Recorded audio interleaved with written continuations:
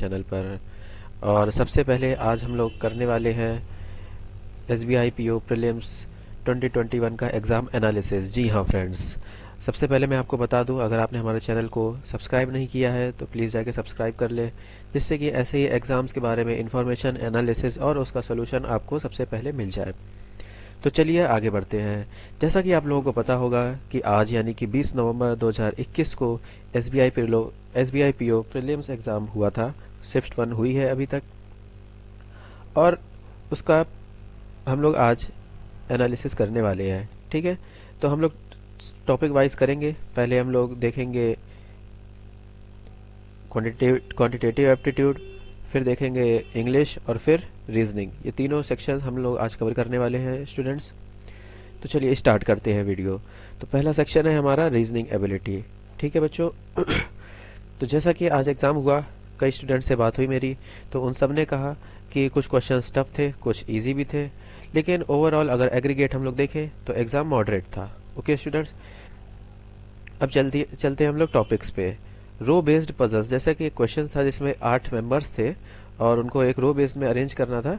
उससे उससे related 5 questions पूछे गए थे एग्जाम में। ठीक है, ईयर बेस्ड थे, ईयर बेस्ड क्वेश्चंस भी बहुत पूछे गए, 5 आए हैं एग्जाम्स में, जिसमें 3 मंथ रिलेटेड थे और 2 डेट्स रिलेटेड थे। ओके, अगला आगे बढ़ते हैं हम लोग कंपैरिजन बेस्ड पजल। कंपैरिजन में जैसे ये था, वाटर के ऊपर आया था, इससे रिलेटेड भी 4 क्वेश्चंस आए हैं। ठीक है, सर्कुलर अरेंजमेंट था जिसमें 6 पर्सन्स को हम लोग राउंड अ सर्कल बैठालना था, इसके 5 क्वेश्चंस आए हैं। ठीक है, सिलेक्शन बेस्ड पजल्स से भी 4 क्वेश्चंस पूछे गए हैं।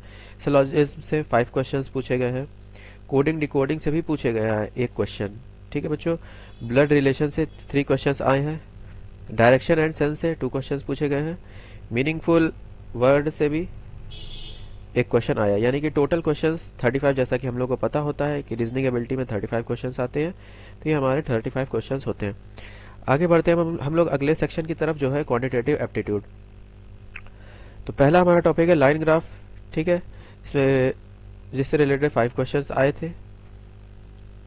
टेबल DI था, ठीक है, डिस्क्रिप्टिव, इससे 5 क्वेश्चंस पूछे गए हैं। और फिर कैसलेट DI था, इससे भी 5 क्वेश्चंस पूछे गए हैं। क्वाड्रेटिक इक्वेशन से भी 5 क्वेश्चंस आए हैं। ठीक है, मिसिंग नंबर सीरीज से भी 5 क्वेश्चंस आए हैं।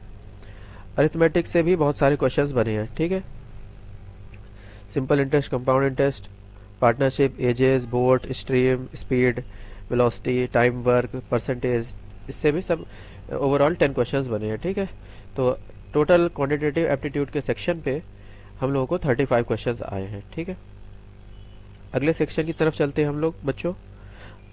तो अगला सेक्शन है हमारा इंग्लिश का, इंग्लिश लैंग्वेज। ठीक है, इससे 30 क्वेश्चंस पूछे जाते हैं टोटल। तो वोकैब बेस्ड 9 क्वेश्चंस थे। ठीक है, जम्बल्ड पैरा जम्बल्ड से 5 थे। वर्ड रीअरेंजमेंट से भी 5 क्वेश्चंस पूछे गए थे एग्जाम में। Error detection based on sentences, जिसमें 3 क्वेश्चंस आए थे। फिलर्स था, हमें फिल करना था, उसमें 5 क्वेश्चंस थे। ठीक है, ईडीएम्स रिलेटेड वर्ड्स थे, उससे भी 3 क्वेश्चंस एग्जाम में पूछे गए थे। टोटल होते हैं 30 क्वेश्चंस। तो ओवरऑल अगर हम लोग देखें इंग्लिश लैंग्वेज का सेक्शन, तो ये भी मॉडरेट ही कहा जाएगा। ठीक है बच्चों, तो इस तरह से हमारे ये तीनों सेक्शंस कवर होते हैं, रीजनिंग एबिलिटी, क्वांटिटेटिव एप्टीट्यूड और साथ ही साथ इंग्लिश लैंग्वेज। ठीक है, तो अगर हम लोग एट लास्ट पूरे एग्जाम का एनालिसिस करें, तो टोटल गुड अटेम्प्ट्स हमारे आते हैं 57 से 65 तक। ठीक है, यानी कि आउट ऑफ 100 क्वेश्चंस 57 से 65 क्वेश्चंस गुड अटेम्प्ट्स कहलाएंगे।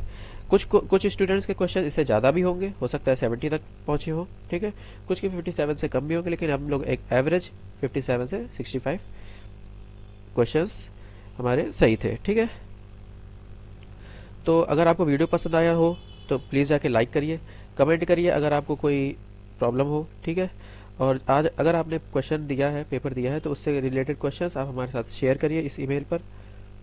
Okay, thank you.